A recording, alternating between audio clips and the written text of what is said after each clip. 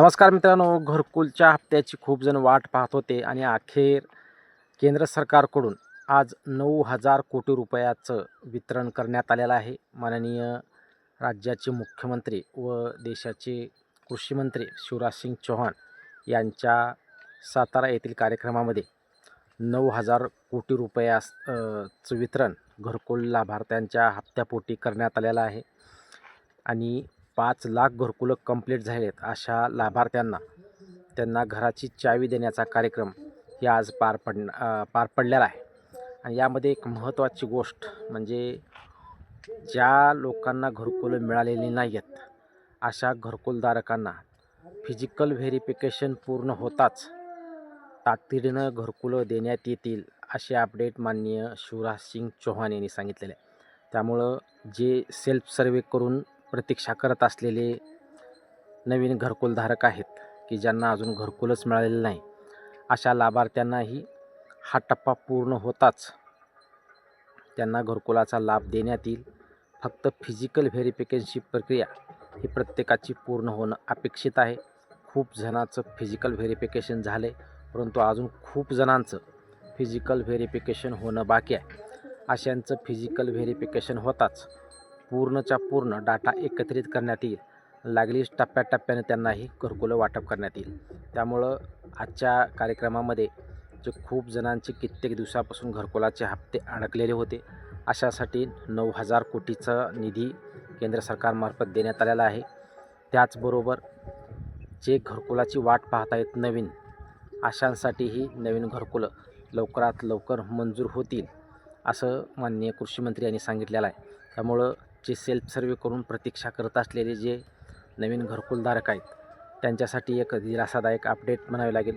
कारण खूप दिवसापासून आपण प्रतीक्षा करतो आहे की पहिल्या टप्प्यातील झालो, दुसरा टप्पा जे घरकुलाचे पूर्णच्या पूर्ण वाटप झालेलं आहे, परंतु अजूनही जे प्रतीक्षित घरकुलाच्या आहेत त्यांना घरकुल कधी मिळणार हा खूप महत्त्वाचा प्रश्न होता. आणि तोच प्रश्न माननीय कृषी मंत्री व ग्रामविकास मंत्री शिवराजसिंग चौहान यांनी आजच्या भाषणामध्ये उल्लेख केला की फिजिकल व्हेरिफिकेशनची प्रक्रिया पूर्ण झाली की तुमचं घरकुल तुम्हाला 100% मिळणार. ज्या ज्या लोकांनी सेल्फ सर्वे केलेला आहे अशा सर्व 100% लोकांना घरकुलाचं वाटप करण्यात येईल असं त्यांनी स्पष्ट केलेलं आहे. त्यामुळं आता जे टोटल 30 लाख घरकुलं केंद्र सरकारमार्फत आपल्या राज्याला मिळालेले आहेत त्यातील 5 लाख घरकुलांचं लोकार्पण आज झालेलं आहे. अजून 25 लाख घरकुलं बाकी होणं बाकी आहे. आणि यासाठी 10,000 कोटी रुपयाचा निधी आज केंद्र सरकारमार्फत देण्यात येणार होता, परंतु 8,000पेक्षा जास्त म्हणजे 9,000 कोटी रुपयाचं वितरण आज करण्यात आलेलं आहे. खूप जणांना आज हप्ता पडेल, काही जणांना पडणार नाही. आणि महत्त्वाची गोष्ट म्हणजे FTO जनरेट ज्यांचं झालेलं आहे त्यांनाच घरकुलाचा हप्ता जमा होईल. मग आता FTO जनरेट खूप जणांचं झालेलं नसेल तर त्यांना हप्ता येणार नाही का असाही महत्त्वाचा प्रश्न आहे. तर तुमचं FTO जनरेट होताच तुमच्या खात्यामध्ये हप्ता पडून जाईल. मुख्यत्वे करून निधी नसल्यामुळं खूप जणांचे हप्ते अडकलेले होते, तटलेले होते. आता निधीची पूर्तता झालेली आहे, त्यामुळं टप्प्याटप्प्यानं सर्वांचे घरकुलाचे हप्ते जमा होणार आहेत. आजच पडावे असं काय नाही, परंतु आज त्यांनी एका क्लिकद्वारे जर DBTच्या माध्यमातून पेमेंट केला असतं तर खात्यामध्ये पैसे वर झाले असते.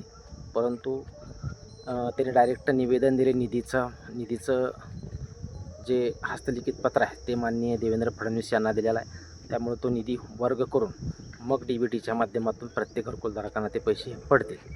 त्यामुळं आज DBTच्या माध्यमातून डायरेक्ट बेनिफिट ट्रान्सफर होईल असं वाटतं होतं कार्यक्रमामध्ये, परंतु डायरेक्ट बेनिफिट ट्रान्सफरचा कार्यक्रम झालेला नाही. त्यांनी निधी फक्त दिलेला आहे, निधीचं पत्र दिलेलं आहे. त्यामुळे तो निधी गृहविभागाला पोचल्यानंतर लागलीच जे घरकुलाच्या हप्त्याची वाट पाहत असलेले लाभार्थी आहेत त्यांच्या खात्यामध्ये तो हप्ता जमा होऊन जाणार आहे. त्यामुळे कुणीही काही काळजी करू नका.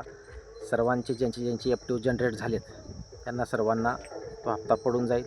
ज्यांचं FTO जनरेट झालेलं नाही त्यांचे आता प्रोसिजरप्रमाणे FTO जनरेट होईल, पुढच्या प्रक्रिया सुरू होतील. कारण खूप दिवसापासून या प्रक्रिया झालेल्या नव्हत्या, कारण निधीच नसल्यामुळे पुढच्या प्रक्रिया थांबल्या होत्या.